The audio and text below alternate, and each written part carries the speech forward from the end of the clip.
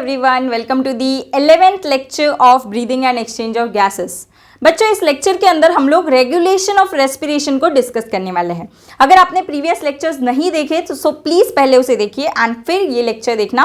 At least mechanisms of breathing वाला lecture तो भी देखना, ठीक है, दैट ब्रीदिंग एक्चुअली होता कैसे है, कौन सी मसल्स रिस्पॉन्सिबल होती हैं, तो मैकेनिज्म ऑफ ब्रीदिंग वाला तो भी एक बार देख लेना, ठीक है। अगर वो नहीं देखोगे ये टॉपिक नहीं समझेगा, ठीक है। Point to be noted over here, इसीलिए पहले बता दिया।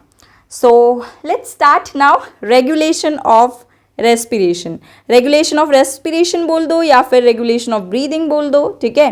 ब्रीदिंग एंड रेस्पिरेशन के अंदर डिफरेंस तो मैंने आपको फर्स्ट लेक्चर के अंदर ही बता दिया था, ठीक है। अब बच्चों सबसे पहले तो रेगुलेशन यानी होता क्या है। सो रेगुलेशन यानी किसी चीज को कंट्रोल करना, ठीक है, किसी चीज को रेगुलेट करना, it is known as regulation basically. अब रेगुलेशन ऑफ रेस्पिरेशन, रेस्पिरेशन होता कितने टाइप का है पहले तो आपको ये याद रखना है, या फिर ब्रीदिंग कितने टाइप की होती है ये याद रखना है। तो बच्चों हम क्या करते हैं, नॉर्मली सांस अंदर लेते हैं, नॉर्मल इनहेलेशन, नॉर्मली सांस बाहर छोड़ते हैं, नॉर्मल एक्सहेलेशन, फोर्सफुली सांस अंदर लेते हैं, फोर्सफुल इंस्पिरेशन, एंड फोर्सफुली सांस बाहर छोड़ते हैं, फोर्सफुल एक्सहेलेशन या फिर फोर्सफुल एक्सपिरेशन।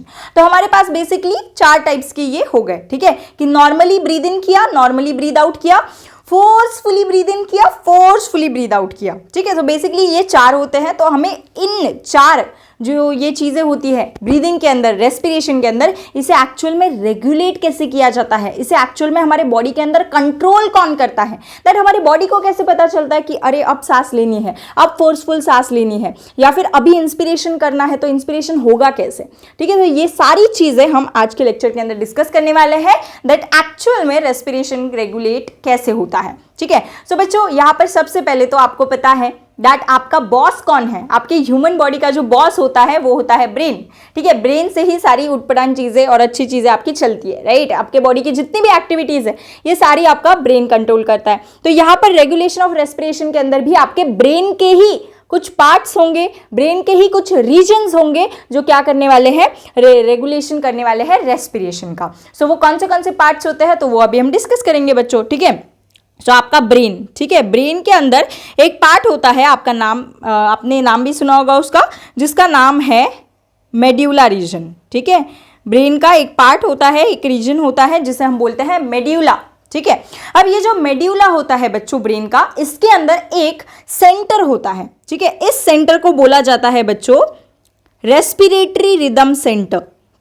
क्या बोलेंगे इसे, रेस्पिरेटरी रिदम सेंटर बोलेंगे, ठीक है। सो आपका जो ब्रेन होता है बच्चों, उस ब्रेन के मेड्यूला रीजन के अंदर एक सेंटर प्रेजेंट होता है जिसे बोला जाता है रेस्पिरेटरी रिदम सेंटर। ये जो रेस्पिरेटरी रिदम सेंटर होता है इसके अंदर बच्चों दो ग्रुप्स होते हैं, ठीक है। It consist of two groups, respiratory rhythm centre it consist of two groups, दो ग्रुप्स इसके अंदर होते हैं। एक को बोला जाता है बच्चों DRG और दूसरे ग्रुप को बोला जाता है VRG, ठीक है। DRG का फुल फॉर्म है dorsal respiratory group and VRG होता है वेंट्रल रेस्पिरेटरी ग्रुप, ठीक है। सो आपका ब्रेन का जो मेड्यूला रीजन है उसके अंदर रेस्पिरेटरी रिदम सेंटर प्रेजेंट होता है एंड रेस्पिरेटरी रिदम सेंटर ये आपका दो चीजों से कंपोज होता है, दो चीजों से बना होता है। एक होता है dorsal respiratory group DRG and दूसरा होता है ventral respiratory group that is VRG, ठीक है। अब बच्चों यहां पर आपको नाम से क्लियर हो जाना चाहिए, डॉर्सल रेस्पिरेटरी ग्रुप। हम किसी चीज को डॉर्सल कब बोलते हैं, जब कोई चीज पीछे प्रेजेंट होती है हमारे बॉडी के अंदर, राइट, बैक साइड में जब प्रेजेंट होती है तो उसे डॉर्सल बोला जाता है। एंड सिमिलरली VRG यानी वेंट्रल रेस्पिरेटरी ग्रुप।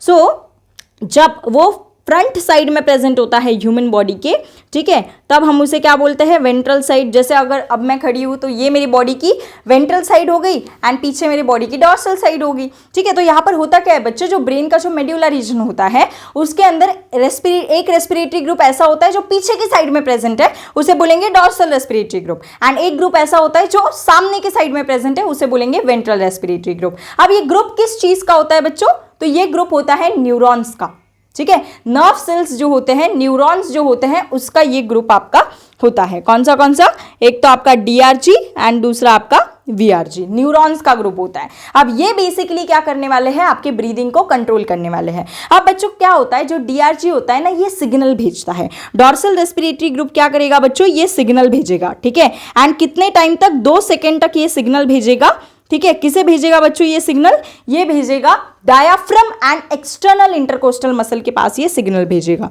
ठीक है। सो डॉर्सल रेस्पिरेटरी ग्रुप DRG क्या करता है, सिग्नल भेजता है। किसके पास भेजता है सिग्नल, एक तो डायाफ्राम के पास एंड एक तो एक्सटर्नल इंटरकोस्टल मसल के पास, ठीक है। एंड ये सिग्नल कितने टाइम तक भेजेगा बच्चों, ये सिग्नल भेजेगा 2 सेकेंड तक, ठीक है। तो अब होगा क्या, जैसे ही DRG सिग्नल भेजता है आपके न्यूरॉन्स के थ्रू, ठीक है, कहां पर, diaphragm and external intercostal muscles के पास, तो आपको मैकेनिज्म्स ऑफ ब्रीदिंग में मैंने बताया था, ठीक है। ये क्या करेंगे, ये दोनों मसल्स आपकी कॉन्ट्रैक्ट करेगी, ठीक है। एंड कॉन्ट्रैक्ट करने के बाद होता क्या है बच्चों, इनहेलेशन होता है, ठीक है। सो जैसे ही DRG से सिग्नल आएगा, वैसे ही आपकी डायाफ्राम मसल और एक्सटर्नल इंटरकोस्टल मसल ये दोनों कॉन्ट्रैक्शन करेंगे एंड इनके कॉन्ट्रैक्शन की वजह से क्या होगा बच्चों, इनहेलेशन होगा, या फिर इसे बोल दो नॉर्मल इनहेलेशन, या फिर इसी को ही बोल सकते हैं इंस्पिरेशन, ठीक है, इंस्पिरेशन, ये चीज आपकी होने वाली है। सो जो आप नॉर्मली जो सांस लेते हो, जैसे मैं अभी नॉर्मली सांस ले रही हूँ, तो ये नॉर्मल सांस कैसे ली मैंने बच्चों, बिकॉज मेरे ब्रेन के मेड्यूला के रेस्पिरेटरी रिदम सेंटर का जो डॉर्सल रेस्पिरेटरी ग्रुप है, ये 2 सेकंड के लिए सिग्नल भेज रहा है डायफ्राम और एक्सटर्नल इंटरकोस्टल मसल के ऊपर, एंड वो सिग्नल भेजने की वजह से मैं नॉर्मली इनहेल कर पा रही हूं, नॉर्मली मैं सांस ले पा रही हूं, ठीक है। अब दूसरा ग्रुप बच्चों आपका होता है वेंट्रल रेस्पिरेटरी ग्रुप। अब जो वेंट्रल रेस्पिरेटरी ग्रुप होता है, ये भी न्यूरॉन्स का ग्रुप होता है, जो वेंट्रल साइड में प्रेजेंट होता है, सामने वाली साइड में। और ये वेंट्रल रेस्पिरेटरी ग्रुप क्या करता है बच्चों, ये भी सिग्नल भेजता है। अब ये सिग्नल किसको भेजेगा, ये सिग्नल आपके डायाफ्राम को भी भेजेगा, एक्सटर्नल इंटरकोस्टल मसल, इन दोनों को तो भेजेगा ही भेजेगा, बट इनके साथ साथ ये आपका एब्डोमिनल मसल्स और इंटरनल इंटरकोस्टल मसल्स को भी सिग्नल भेजता है। अब आपको पता है diaphragm and internal intercostal muscles जो होती हैं, ये किसके लिए रिस्पॉन्सिबल होती है बच्चों, वो फोर्सफुल इनहेलेशन, फोर्सफुल एक्सपीरेशन के लिए रिस्पॉन्सिबल होती है। ये मैंने आपको मैकेनिज्म्स ऑफ ब्रीदिंग में बताया था, इसीलिए मैंने लेक्चर के स्टार्ट में बोला दैट पहले वो करके आओ, ठीक है। सो क्या हुआ बच्चों, यहाँ पर अभी वेंट्रल रेस्पिरेटरी ग्रुप जो है, इसने सिग्नल भेजा आपके diaphragm, external intercostal muscle, then internal intercostal muscle and internal intercostal muscle and abdominal muscle, ठीक है, and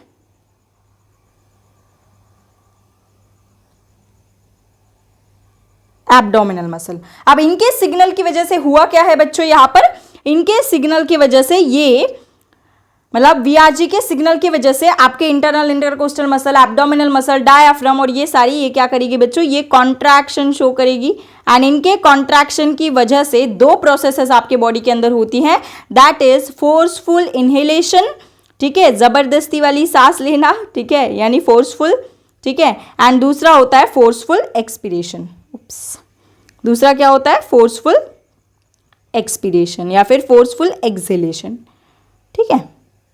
आई होप बच्चों ये क्लियर है। तो आपको यहाँ पर से एक चीज समझ में आई दैट ब्रेन जो है, ब्रेन के अंदर मेड्यूला के रीजन के अंदर एक सेंटर होता है जिसे बोलेंगे respiratory rhythm centre. Respiratory rhythm centre के अंदर 2 ग्रुप्स होते हैं, एक तो dorsal respiratory group DRG and ventral respiratory group VRG।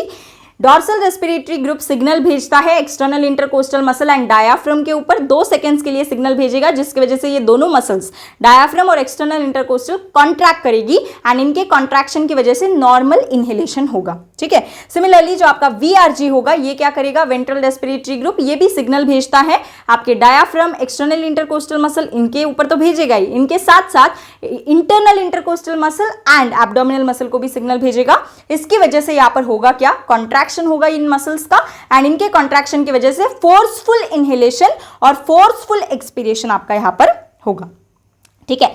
अब तो बच्चों देखो यहाँ पर नॉर्मल इनहेलेशन हो गया, ठीक है, उसके बाद फोर्सफुल इनहेलेशन हो गया और फोर्सफुल एक्सहेलेशन भी हो गया। अब कौन सा बचा है बच्चों, नॉर्मल एक्सपीरेशन, कि मैम अभी इनहेलेशन तो हो गया, नॉर्मल एक्सहेलेशन कैसे होता है, ठीक है। सो यहाँ पर आपको ये समझना होगा बच्चों दैट अभी तो हमने ब्रेन का मेडुला रीजन डिस्कस किया, अब ब्रेन के अंदर ही बच्चों ब्रेन का जो पॉन्स रीजन होता है, ठीक है, क्या बात कर रही हूँ मैं, ब्रेन। ब्रेन के अंदर ये एक और रीजन होता है जिसे हम बोलेंगे पॉन्स रीजन, ठीक है। अब ये जो ब्रेन्स की जो रीजन है ना बच्चों, जैसे पॉन्स हो गया, मेड्यूला हो गया, और भी रीजन्स होते हैं, सेरेब्रम, सेरेबेलम, ये सब हम न्यूरल कंट्रोल एंड कोऑर्डिनेशन के अंदर डिस्कस करेंगे, ठीक है। सो यहाँ पर ब्रेन के अंदर पॉन्स रीजन होता है। अब ये जो ब्रेन का जो पॉन्स रीजन है बच्चों, इसके अंदर एक सेंटर प्रेजेंट होता है जिसे हम बोलेंगे न्यूमोटैक्सिक सेंटर। क्या बोलेंगे बच्चों इसे, न्यूमोटैक्सिक सेंटर बोलेंगे। अब ये जो न्यूमोटैक्सिक सेंटर होता है ये रेस्पॉन्सिबल होता है बच्चों नॉर्मल एक्सहेलेशन के लिए, यानी ये न्यूमोटैक्सिक सेंटर की वजह से आपका यहाँ पर क्या होगा, नॉर्मल एक्सहेलेशन होगा। ये सेंटर बेसिकली करता क्या है पता है, ये सेंटर जो है, ये सेंटर आपका इंस्पिरेशन दैट इज इनहेलेशन जो है इसे स्टॉप करने का काम करता है, इनहिबिट करने का काम करता है, इनहेलेशन के ड्यूरेशन को कम करने का काम करता है, ठीक है। सो ब्रेन का जो पॉन्स रीजन के अंदर न्यूमोटैक्सिक सेंटर है ये क्या करेगा बच्चों, सो ये आपके ड्यूरेशन जो है, इंस्पिरेशन की ड्यूरेशन जो है इसे कम करेगा, ठीक है। जो इंस्पिरेशन है इस प्रोसेस को इनहिबिट करेगा, ठीक है। सो ये सेंटर क्या करता है, न्यूमोटैक्सिक सेंटर इनहिबिट करता है इंस्पिरेशन की प्रोसेस को, या फिर आप बोल सकते हो दैट स्विच ऑफ करना, फोन स्विच ऑफ करते हो राइट, वैसे ही यहाँ पर ये जो न्यूमोटैक्सिक सेंटर होता है ये स्विच ऑफ करता है। क्या स्विच ऑफ करेगा बच्चों, ये आपका इनहेलेशन को स्विच ऑफ करेगा, ठीक है। स्विच ऑफ सेंटर भी बोला जाता है बिकॉज ये इनहेलेशन को क्या करता है, स्विच ऑफ करता है। सो स्विच ऑफ इनहेलेशन या फिर इंस्पिरेशन। एंड अगर बेसिक सेंस की बात है, अगर इनहेलेशन को रुका दिया तो एक्सहेलेशन हो जाएगा, ठीक है। सो ये पॉइंट्स आपको याद रखने हैं, दैट इनहिबिट करेगा। उसके बाद ड्यूरेशन जो है इंस्पिरेशन की वो कम करेगा। So duration of inspiration, duration of inspiration को क्या करेगा बच्चों, ये ड्यूरेशन ऑफ इंस्पिरेशन को कम करेगा। उसके बाद अगर मैं बात करूं, अगर इंस्पिरेशन की ड्यूरेशन कम हो गई, इसका मतलब डीप ब्रीदिंग थोड़ी हो रही, मतलब जब डीप ब्रीदिंग होती है इसका मतलब इंस्पिरेशन की ड्यूरेशन बढ़ जाती है, बट यहाँ पर इंस्पिरेशन की ड्यूरेशन कम हो रही है, इसका मतलब यहाँ पर डीप ब्रीदिंग नहीं होती, यहाँ पर होती है शैलो ब्रीदिंग। तो आप ऐसे भी बोल सकते हो दैट न्यूमोटैक्सिक सेंटर जो है ये शैलो ब्रीदिंग को प्रोमोट करता है, ऐसे भी बोल सकते हो, ठीक है। सो ये हो गया ब्रेन के पॉन्स रीजन का न्यूमोटैक्सिक सेंटर, ठीक है, जो कि नॉर्मल एक्सहेलेशन के लिए रिस्पॉन्सिबल है। ये क्या करेगा, इंस्पिरेशन की ड्यूरेशन को कम करेगा, ठीक है, इनहिबिट करेगा इंस्पिरेशन की प्रोसेस को, जिसकी वजह से यहाँ पर होगा क्या, यहाँ पर शैलो ब्रीदिंग होगी, ठीक है। अब बच्चों ये जो न्यूमोटैक्सिक सेंटर होता है इसने क्या किया, इंस्पिरेशन को इनहिबिट कर दिया, और जो आपका डॉर्सल रेस्पिरेटरी ग्रुप है इसने इंस्पिरेशन को स्टार्ट किया, ठीक है। तो यहाँ पर होता क्या है बच्चों, देखना, जब आपका डॉर्सल रेस्पिरेटरी ग्रुप काम करता है, ठीक है, जब आपका डॉर्सल रेस्पिरेटरी ग्रुप काम करता है यानी जब आपका डीआरजी ऑन होता है उस टाइम पर बच्चों इंस्पिरेशन होता है, ठीक है। एंड इंस्पिरेशन का ड्यूरेशन आपको याद रखना है 3 सेकेंड्स के लिए इंस्पिरेशन होगा।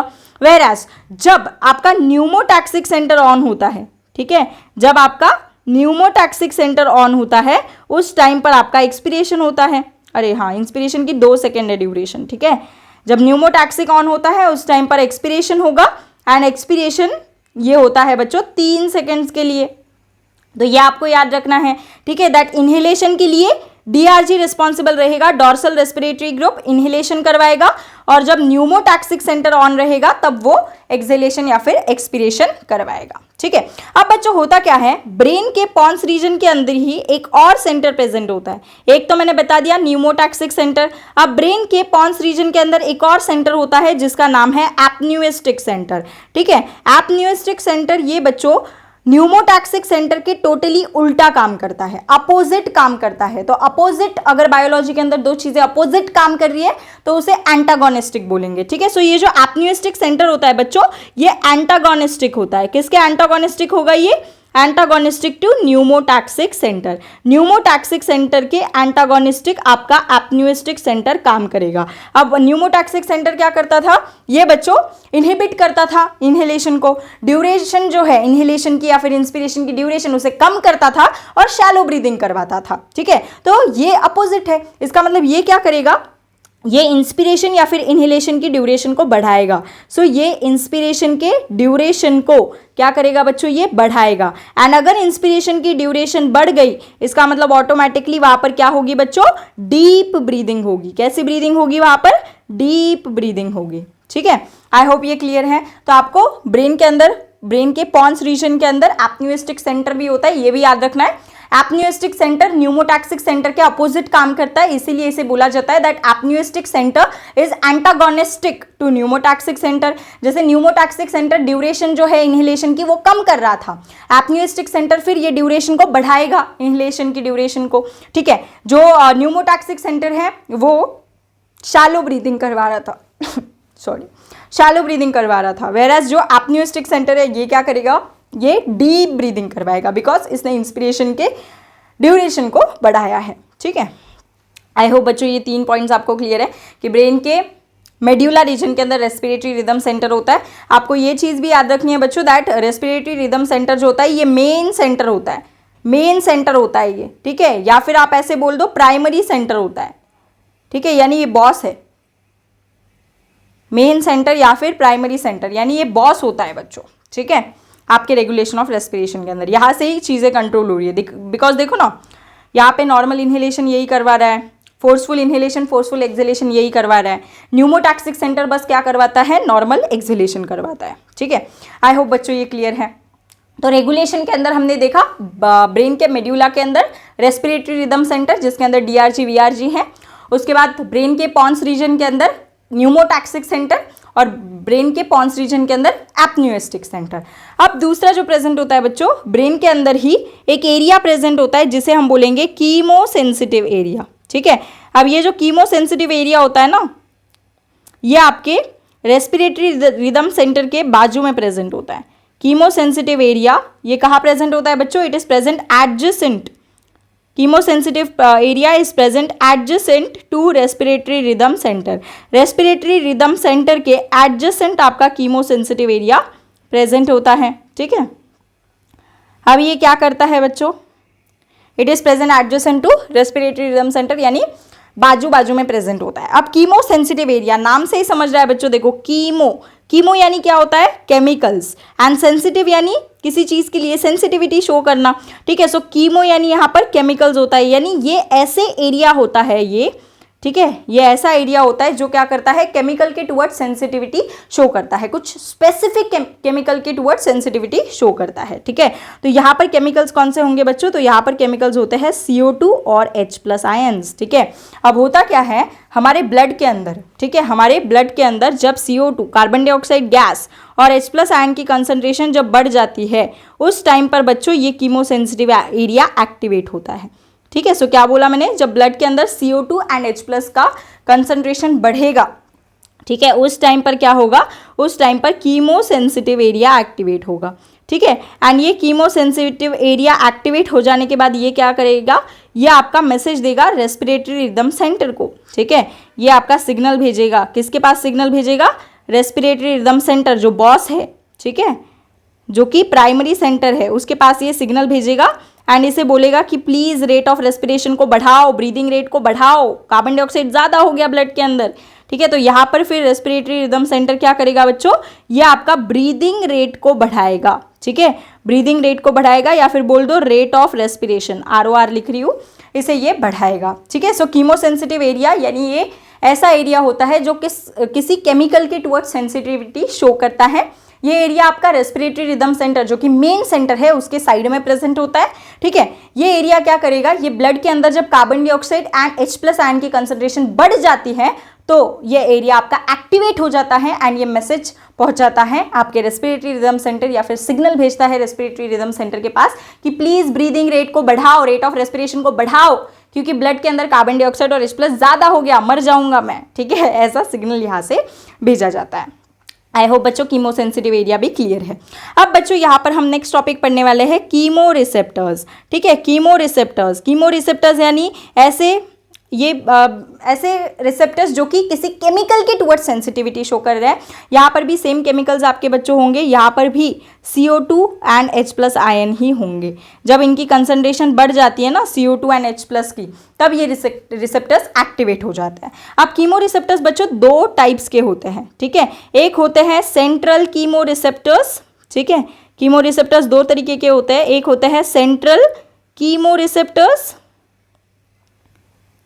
एंड दूसरे होता है बच्चों पेरिफेरल कीमो रिसेप्टर्स।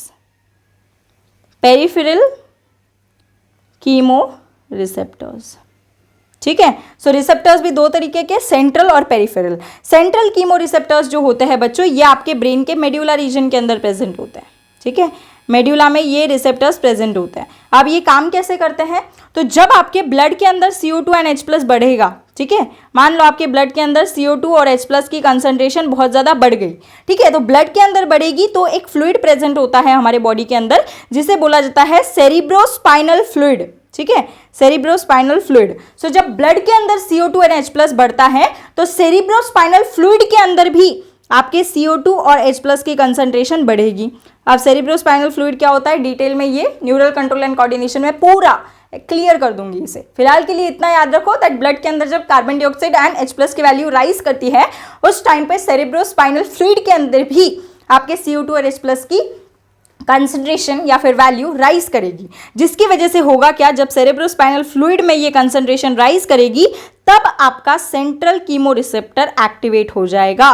ठीक है, इस टाइम पर क्या होगा बच्चों, फिर सेंट्रल कीमो रिसेप्टर्स एक्टिवेट। ठीक है, सेंट्रल कीमो रिसेप्टर्स एक्टिवेट हो जाएंगे। फिर ये रेस्पिरेटरी रिदम सेंटर को मैसेज भेजेंगे कि please rate of respiration and breathing rate को बढ़ाओ, क्योंकि ये सेंट्रल कीमो रिसेप्टर डायरेक्टली तो बढ़ा नहीं सकते, मेन सेंटर तो आपका रेस्पिरेटरी रिदम सेंटर ही है, बॉस है वो। ठीक है, यहाँ पे लिख ही देती हूँ ना, बॉस। ठीक है, बॉस है ये, अच्छा है बट खड़ूस नहीं है, सुनता है सबकी। ठीक है, तो यहाँ पर सेंट्रल कीमो रिसेप्टर एक्टिवेट हो जाएंगे जब सेरिब्रोस्पाइनल फ्लूइड के अंदर CO2 H+ राइज करेगा तो। देन सेंट्रल कीमो रिसेप्टर्स आपके एक्टिवेट हो जाने के बाद क्या करेंगे, ये सिग्नल भेजेंगे। किसे सिग्नल भेजेंगे बच्चों, ये रेस्पिरेटरी रिदम सेंटर को। क्या पार्सिंग द पार्सल चल रहा है ना यहाँ पर, मज़ा आ रही है बट मज़े से पढ़ो। ठीक है, फिर ये रेस्पिरेटरी रिदम सेंटर आपका क्या करेगा बच्चों, रेट ऑफ रेस्पिरेशन को बढ़ाएगा या फिर ब्रीदिंग रेट को बढ़ाएगा, कुछ भी बोल दो आपके मन से। ठीक है, ये तो हो गया सेंट्रल कीमो रिसेप्टर। अब दूसरा है बच्चों पेरिफेरल कीमो रिसेप्टर्स। पेरिफेरल, अब अच्छा इसे सेंट्रल और पेरिफेरल क्यों बोला जाता है, क्योंकि सेंट्रल कीमो रिसेप्टर्स आपका CNS यानी सेंट्रल नर्वस सिस्टम के पार्ट में प्रेजेंट है। सेंट्रल नर्वस सिस्टम का पार्ट ब्रेन है, तो आपके ब्रेन के मेडुला के अंदर प्रेजेंट है, इसीलिए इसे सेंट्रल बोला जाता है। अब ये CNS क्या होता है, PNS क्या होता है, ये सब आपको again neural control and coordination में समझ में आएगा, बट टिल देन याद रखो दैट सेंट्रल कीमो रिसेप्टर्स ये CNS ब्रेन के मेड्यूला के अंदर प्रेजेंट है एंड ब्रेन आपका सेंट्रल नर्वस सिस्टम का पार्ट है, CNS का पार्ट है, इसीलिए इसे सेंट्रल कीमो रिसेप्टर बोला जाता है बिकॉज ये ब्रेन के अंदर प्रेजेंट है। ठीक है, ब्रेन के भी स्पेसिफिकली मेड्यूला रीजन के अंदर। अब पेरिफेरल कीमो रिसेप्टर्स जो होते हैं बच्चों, ये ऐसे रिसेप्टर्स होते हैं जो कहाँ प्रेजेंट होते हैं, ये रिसेप्टर्स प्रेजेंट होते हैं आपके एओटिक आर्च।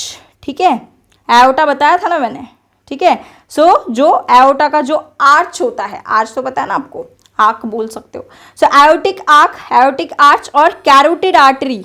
ठीक है, कैरोटिड आर्टरी, यहाँ पर ये रिसेप्टर्स प्रेजेंट होते हैं। इन्हें आप एओटिक बॉडीज और कैरोटिक बॉडीज भी बोल सकते हो, बुक्स में लिखा होता है एओटिक बॉडीज या फिर इसे आप कैरोटिड बॉडीज भी बोल सकते हो, कैरोटिड बॉडीज।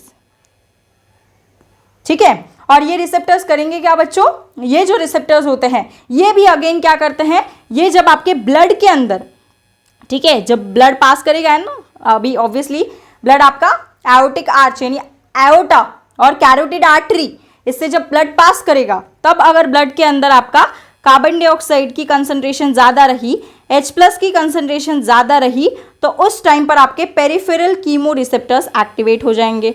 ठीक है, एंड कौन से ब्लड के अंदर CO2 एंड H+ बढ़ेगा, आपका जो ब्लड कैरोटिड आर्टरी और एओटिक आर्च से जो ब्लड पास कर रहा है उसके अंदर अगर CO2 H+ की वैल्यू बढ़ी तो वो आपके पेरिफेरल कीमो रिसेप्टर्स डिटेक्ट करेंगे एंड फिर आपके पेरिफेरल कीमो रिसेप्टर्स एक्टिवेट हो जाएंगे।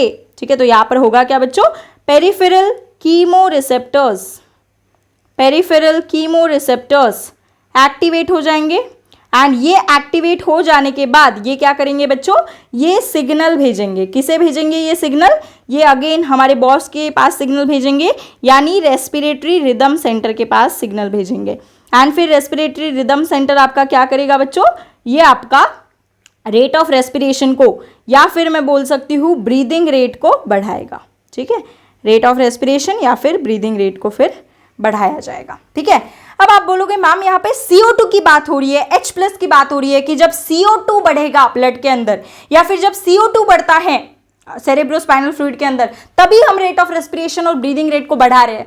ऑक्सीजन कम हुआ तो भी तो मतलब कॉमन सेंस की बात है दैट हमारे ब्लड के अंदर जब ऑक्सीजन कम होता है उस टाइम पे ही ब्रीदिंग रेट बढ़नी चाहिए, राइट। सो मैम यहाँ पर CO2 और H+ की बात क्यों हो रही है? बिकॉज बच्चों हमारी बॉडी ऑक्सीजन के कम होने को रिकॉग्नाइज नहीं करती, हमारी बॉडी कार्बन डाइऑक्साइड के ज्यादा होने को ही रिकॉग्नाइज करती है। अगेन समझ में आ रहा है क्या बोल रही हूँ? हम बोलते हैं कि मेरी बॉडी के अंदर ऑक्सीजन बहुत ज्यादा कम हो गया इसलिए अभी मैं डीपली ब्रीथ कर रही हूँ, ठीक है, बट मेरी बॉडी ऑक्सीजन कम हुआ तो उसे पहचान ही नहीं पाती, मतलब ऑक्सीजन का कम होना मेरी बॉडी डिटेक्ट ही नहीं कर पाती, ठीक है। बट ऑक्सीजन कम हुआ इसका मतलब ऑटोमेटिकली इसका मीनिंग क्या है? कार्बन डाइऑक्साइड ज्यादा है, तो कार्बन डाइऑक्साइड अगर ज्यादा हुआ, कार्बन डाइऑक्साइड अगर राइज किया तो वो मेरी बॉडी डिटेक्ट करती है, ठीक है। सो आपको ये याद रखना है दैट रेगुलेशन, रेस्पिरेशन का जो रेगुलेशन है इसके अंदर ऑक्सीजन का कोई रोल नहीं है। ऑक्सीजन क्वाइट इनसिग्निफिकेंट है बिकॉज हमारी बॉडी ऑक्सीजन को भाव ही नहीं दे रही, हमारी बॉडी को ऑक्सीजन की कमी डिटेक्ट ही नहीं हो रही, ठीक है। वेयर एज कार्बन डाइऑक्साइड ज्यादा हो रहा है वो डिटेक्ट होता है, ठीक है। सो यहाँ पर बच्चों आपको ये याद रखना है दैट द रोल, नोट में डाल रही हूँ यहाँ पर नोट, कि आपकी बॉडी ऑक्सीजन कम भी हो गया तो उसे घंटा फर्क नहीं पड़ता, नहीं पहचान पाती आपकी बॉडी, ठीक है। तो यहाँ पर नोट में लिखना है that the role of oxygen in the regulation of respiration is quite insignificant. The role of oxygen in the regulation of respiration is quite insignificant. हमारी बॉडी नहीं रिकॉग्नाइज कर पाती उसे,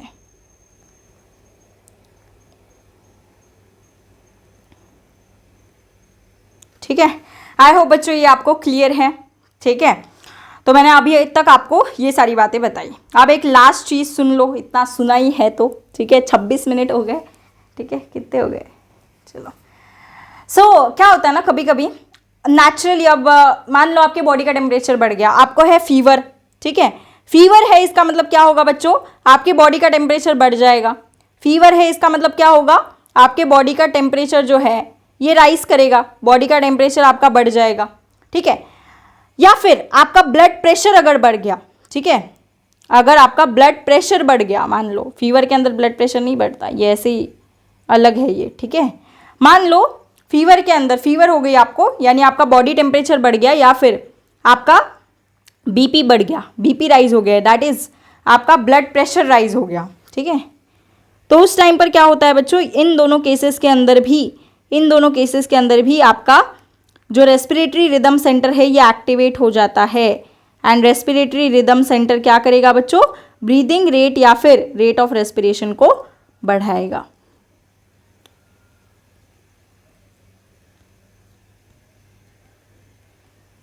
ब्रीदिंग रेट या फिर रेट ऑफ रेस्पिरेशन को बढ़ाएगा, ठीक है।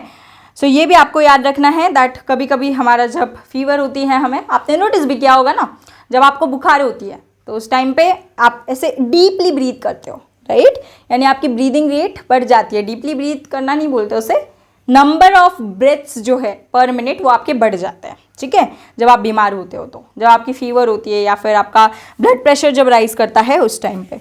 आई होप बच्चों मैंने सारे के सारे टॉपिक्स क्लियर कर दिए, ठीक है, कुछ बचा तो नहीं है, नो, ठीक है। नोट्स बनाती हूँ मैं लेजिट, ठीक है, कि कुछ छूटना नहीं चाहिए, सारे पॉइंट्स गैदर करके नोट्स बनाती हूँ। एक बार रिवीजन कर ले फिर। सो बच्चों आज की क्लास के अंदर हमने डिस्कस किया रेगुलेशन ऑफ रेस्पिरेशन, ठीक है। रेगुलेशन ऑफ रेस्पिरेशन का मतलब होता है दैट रेगुलेशन मतलब रेस्पिरेशन की जो प्रोसेस है उसे कंट्रोल करना, उसे रेगुलेट करना, ठीक है। सो रेगुलेशन ऑफ रेस्पिरेशन के अंदर ऑब्वियसली आपका ब्रेन कमांड सेंटर है बॉडी का, ठीक है। सो रेस्पिरेशन को रेगुलेट, रेस्पिरेशन को कंट्रोल करने का काम भी आपका ब्रेन ही करेगा, ठीक है। ब्रेन के अंदर अलग अलग रीजन्स होते हैं, जैसे मेड्यूला रीजन है ब्रेन के अंदर, बहुत फेमस है, ठीक है। सो जो मेड्यूला रीजन होता है ब्रेन का, उसके अंदर एक सेंटर प्रेजेंट होता है जिसे बोला जाता है respiratory rhythm centre. Respiratory rhythm centre जो होता है बच्चों ये होता है बॉस, ठीक है। सबसे ज्यादा प्राइमरी रोल जो होता है रेस्पिरेशन के रेगुलेशन के अंदर वो रेस्पिरेटरी रिदम सेंटर का ही होता है, ये बॉस होता है, मेन सेंटर होता है, प्राइमरी सेंटर होता है। रेस्पिरेटरी रिदम सेंटर क्या करता है बच्चों, इसके अंदर ना दो ग्रुप्स होते हैं। किसके ग्रुप्स होंगे, न्यूरॉन के ग्रुप होंगे, ठीक है।